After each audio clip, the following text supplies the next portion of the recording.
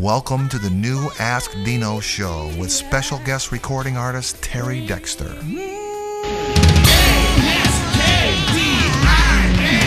Ask Dino.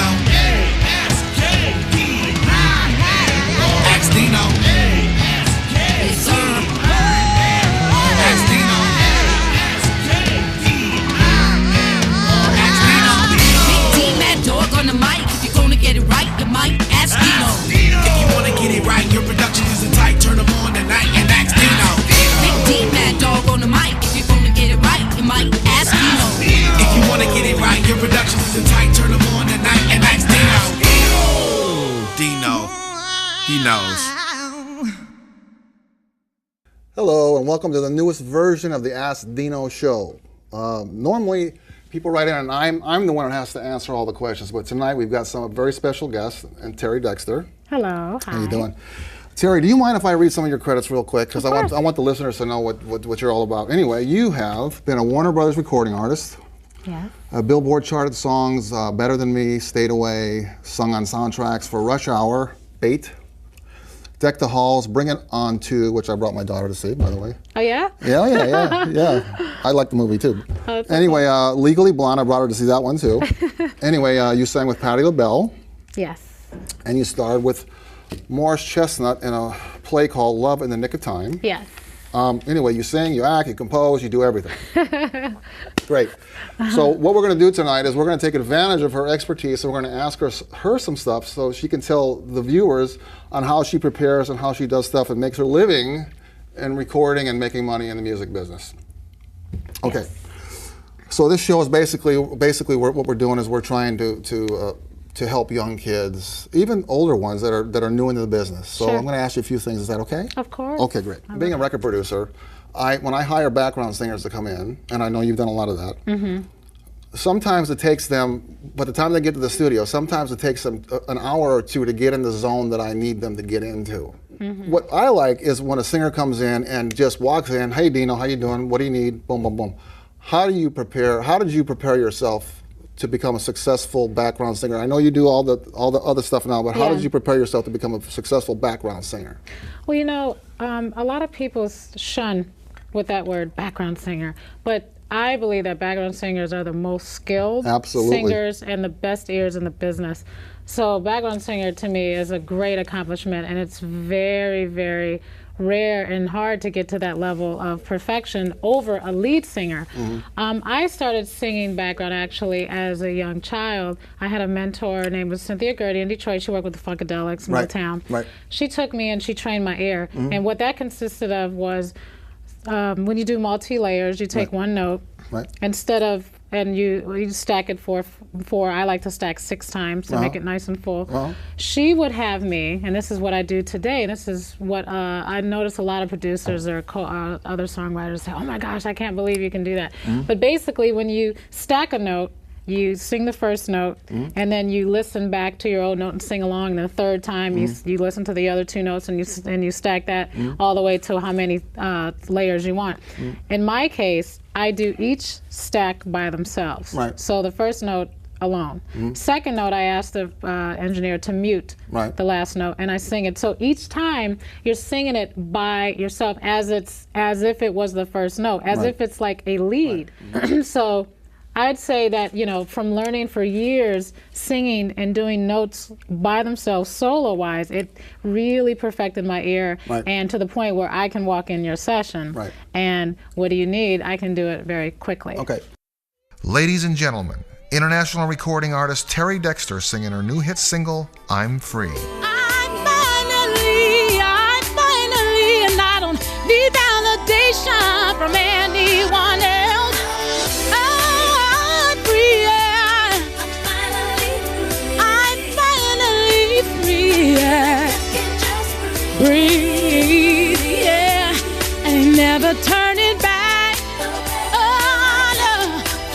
I'm free, yeah. Ooh, I'm finally free, yes I am. I can just breathe, yes I can. And never turning back. Ooh, yeah. I'm free.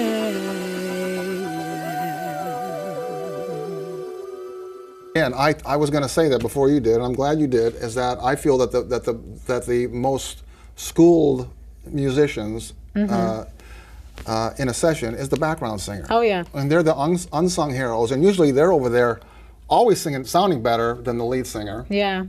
A lot of times. Has more chops, and they're just like, the lead singer, of course it's the lead singer, so you got to deal, that's the artist, so you got to deal with that. Brings me to my next question. When I'm working with a singer, I have a background timbre that I want to hear, and then I've got a lead vocal timbre that I want to hear, okay? Which has to do with vibrato and the way you attack a song. Background, you have to blend, you have to be less noticed, but a lot of the singers when they come in, even some of the ones that have been doing it a long time, they'll be singing their lead part, and then, okay, now it's time to do backgrounds, and they can't get the lead vocal timbre and attack out of their head to go to the background timbre. Right. Okay.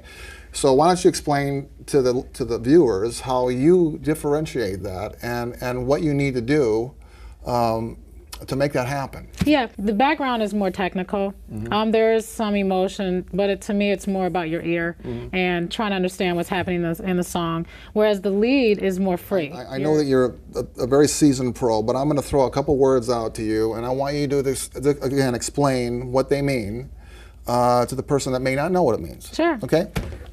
So you're in the booth and you're singing, and I say, okay, great take. I want a second track. Can you sing in unison for me? Give me a second track in unison. Explain what that means. Well, sing in unison just means the same note. You're not doing anything other than what you just did. Sing it together as one.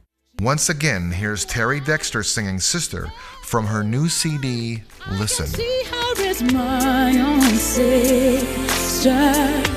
Needed someone to understand all the hurt. Let her know in somewhere I've been there, and that she won't have to find her way alone. Sister, you're as precious as a pearl, got a purpose in this world to do. To accept, you must believe, there's so much you can achieve, it's true, yeah. You don't have to be alone, sister. She needed someone, I can see her as my own sister. Needed someone to understand all the hurt. Let her know in some ways I've been there, and that she won't have to find her way alone. I can see her as my own sister, needing someone to understand all the hurt. Let her know in some ways I've been there, and that she won't have to find her way alone. Sister, how many times have you seen another girl child? How do you feel about auto-tune? I love that reaction.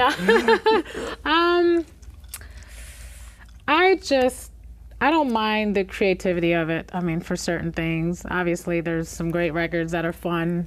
Yeah. Dance to, whatever. Well, we know that we can use it as an effect, like the Kanye West or the Cher Yeah. thing. You can use that as an effect. It's fun. Yeah, but I'm talking about using it because what I want to say is that's fine and dandy and cool because that's kind of the electronic sound. But what I hope and pray that it doesn't. The kids and the young folks listening to the radio who have not been exposed to some of the more the non-auto-tune artists so much. I just don't want that to be the bar. I hope and pray that does not become the bar of singing.